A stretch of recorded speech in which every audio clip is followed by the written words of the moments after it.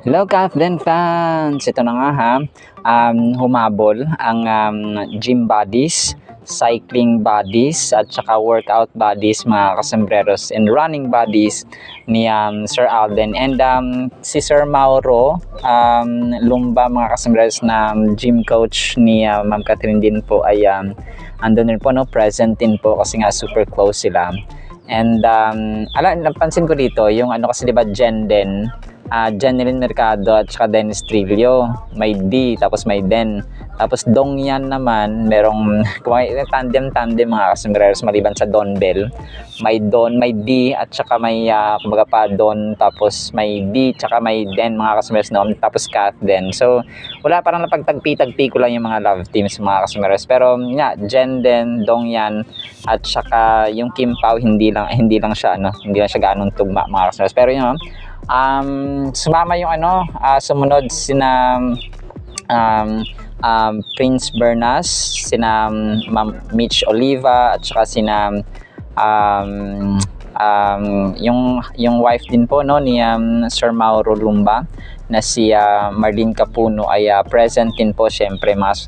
And sobrang kulit ng si Sir Alden at saka si Sir Prince Bernas ay ito na parang may nilagay sila sa ulo nila, nagtalokbong. Medyo chabi-chabi na si Pops Alden, pero kain ng kain to kasi ngayon parang vacation mode sila mga kasembreros. So maraming salamat kay kasembrerong Vicky at saka kay May na Batangas pala ito, no? Nasa Batangas sila mga kasembreros na Fulkerson family kasi nga Holy Week.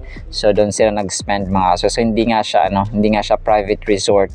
Kasi baka pag private resort ay dudumugin na naman si Pops Alden mga kasembreros. Then sina Sir Daddy Bay at saka si Sir Mauro, ang kulit nila kasi naglaro sila ng Jenga mga kasembreros na yung parang pile ng mga kahoy na naka-arrange mga kasembreros. So kung sino ang bubunot tapos makakalaglag or makakasira dun sa may Jenga na building ay talo mga kasembreros. So ang kulit lang na talagang chill, relax ang Fulkerson family kasama ang kanilang mga gym buddies mga kasembreros.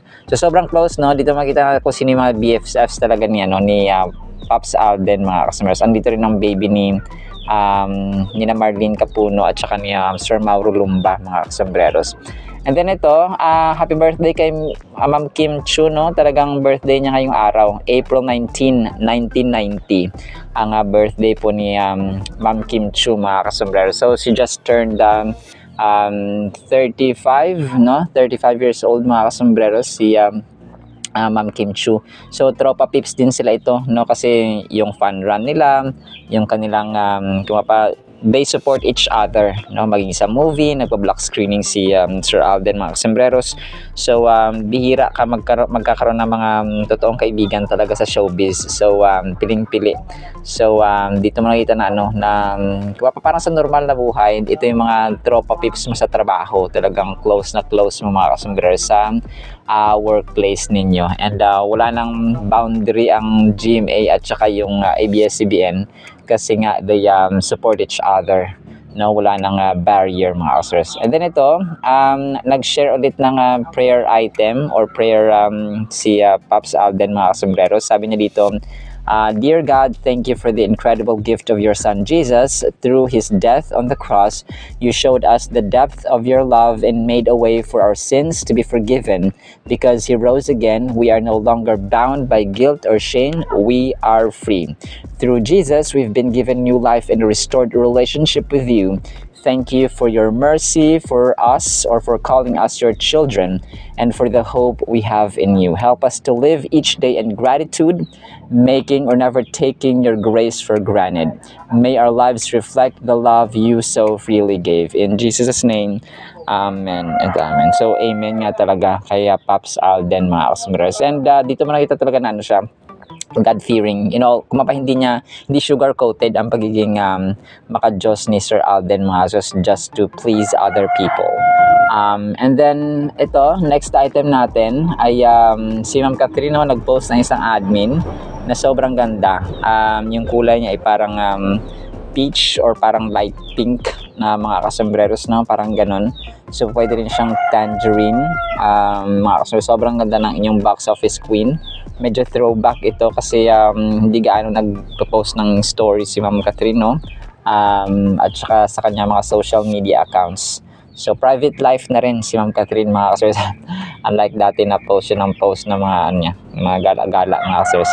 Pero ngayon po ay parang ano rin siya, happy, privately happy and single but happy, mga kasers, kasi nga meron na silang kasunduan ni box office king, mga kasembres. And then last item natin, ang Concha's Garden, na restaurant ni Sir Alden, mga kasembres, ay nag-post din po no, ng Holy Thursday post. Sabi niya dito, sometimes silence speaks louder than words. Today we pause, reflect, and trust in God's promise. A new dawn is coming. So kasi nga bukas ay Sunday na, mga kasembres, no? Pero biblically speaking, sa pang-araw-araw po natin ng buhay, araw-araw po na buhay si Jesus Christ. So this is just actually reflect, recalling, pagre-review ng kumagapa ng pagkabuhay, pagkamatay ni Jesus Christ. Pero in a real world talaga ay buhay po talaga si Jesus Christ, no? He is alive forevermore, and hindi siya natutulog, hindi siya namatay ulit, no? Kasi andun siya sa trono ng kumapa ng Diyos Ama, sa kanyang kanang trono, mga kasembreros. So kung kaya we can pray, we can ask, we can request to Him anytime, anywhere. Alright, salamat po sa ating Captain items. Sana po ipangyan po natin ang Word of God. At para po sa ating Word of God, mga kasembreros, ay sobrang ganda po nito. Ang title natin, Sikreto para Mabuhay. Amos or Amos 5:4, For thus says the Lord to the house of Israel, Seek me and live. Yun ang sikreto. Sa Tagalog po, Amos 5:4, ito pa ang sabi ni Yahweh sa mga taga-Israel, lumapit kayo sa akin at kayo'y mabubuhay. First of all, hindi lamang ito dahil sa dumating na si Jesus Christ. This is for us, mga kasembreros, hindi lamang taga Israel, or para hindi lamang para sa kanila, kundi para sa ating mga mananampalataya, mga kasembreros. So ang librong Amos or Amos, mga kasembreros, ay isinulat niya Prophet Amos, na isang shepherd, or siya po ay propeta, tagapangalaga, tagabahagi ng mensahe ng Diyos sa Southern Kingdom of Judah. So marahil ay hindi nyo gaano nga narinig ang pangalang ito, mga kasembreros, kasi maliit na book lang ito sa Old Testament. So tinawag siya ng Diyos para mag-deliver ng message of judgment, no? Parang hatol, mga kasembreros. So medyo nakakatakot siya. Para po sa Northern Kingdom of Israel. So siya po ay nasa Southern Kingdom of Judah. Tapos yung Northern Kingdom of Israel, ito yung kanyang target na magsisi ang tao, lumapit sa Panginoon, and para sila po ay mabuhay. So kasi si Prophet Amos ay patuloy siya, or parati siyang continuous, mga kasembreros, yung kanyang pag-rebuke, kanyang pagdisiplina, kanyang pagpapaalala, pag-a-advise, pag-a-counsel, mga kasembreros, sa mga Israelita. So the whole chapter of Amos chapter 5 actually ay nag-warn para sa mga tao doon sa Judah, no, sa Israel, mga kasembreros, na may nakaabang na judgment, may nakaabang na destruction or doom sa mga taong hindi magsisisi, mga kasembreros, at bumalik loob sa Panginoon. So he calls the people to seek God and do what is right, rather than relying on their own wealth and religious rituals. So ito na, napakaano nito, mga kasembreros, kasi kapag tayo po ay nagtitiwala sa ating kayamanan, sa ating mga kagamitan, sa ating properties, for example, sa ating sarili, no, doon na po tayo nagkakasala sa Panginoon. That is why, kasi piniling tao sila, so stricter, kumbaga pa mas strict ang disiplina, ang warning, at saka ang counsel, at saka yung rebuke, mga kasembreros, sa mga taga-Israel. So si Prophet Amos ay sinabi niya dito, pinapasabi ni Yahweh, ni God, mga kasembreros, na kailangan lumapit sila or pagbalik loob sa Panginoon para sila ay mabuhay. Because kapag hindi, ay mamamatay sila, mga kasembreros. Kasi sa Old Testament talagang literal na nagpapadala ang Diyos ng kikitil, no? Maaring gagamit siya ng ibang bansa para yung mga sundalo ng ibang bansa, for example, ay ipapadala niya sa bansang gusto niyang, or sa mga tao na gusto niyang patayin because of their disobedience and stubbornness. So pwede rin siyang gumamit ng mga salot, pwede rin siyang gumamit ng mga sakit, ng drought, for example, nung earthquake, no? Tapos hahatiin ang lupa. So marami ganun katindi mga kasambreros. So sabi nito, the Lord urges the house of Israel, kahit tayo, to seek Him and live. So walang ibang paraan kundi magbalik loob sila, hanapin nila muli ang Panginoon at magsisi sa kanilang kasalanan. This call to seek the Lord is a common theme throughout the Bible. Seeking God requires a genuine desire to know Him, to follow His ways, and to live in accordance with His commandments. So as simple as that, although napakataas ng requirement ng Panginoon when it comes to morality, when it comes to holiness, when it comes to obedience, when it comes to faith, pero andun kasi yung provision no? When there is a command, there is a blessing when you follow or when you obey. Kapag hindi ka nag-obey, may punishment, may consequence. Kapag nag-obey ka naman, ay sobra-sobra naman ang blessing mga kasama. So, we definitely choose and sa ating mababaw na mindset, no, or opinion or point of view, ay syempre masusunod na lang tayo para merong blessing mga kasambreros. But not sa case ng mga tao sa southern Judah mga kasambreros. Kung kaya Prophet Amos was continuously warning the people na kapag hindi kayo nagbago ay may distraction at saka malagim ang inyong kasasakitan. Sa atin ngayon, this is also applicable. Kapag nawawala na ng time ang tao sa Panginoon, nawawala na ito ng faith. Kasi ang faith comes from hearing and hearing the Word of God. So without you or without me hearing, listening, and seeking the Word of God, hindi tayo mabubuhay. Maaring buhay tayo physically, pero ang ating kaluluwa, ang ating mental, ang ating spiritual life mga kasambreros ay dry at patay.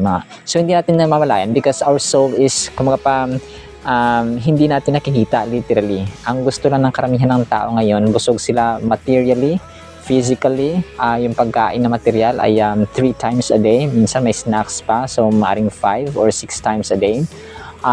Pero hindi natin alam yung ating kaluluwa po, which is forever. Ito ang haharap sa judgment.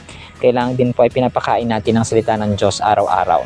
So hindi tayo magsawa because this Word of God brings life. No? This is our life. And the Word of God, pag niya sinabing hindi sisikat ang araw, hindi sisikat ang araw.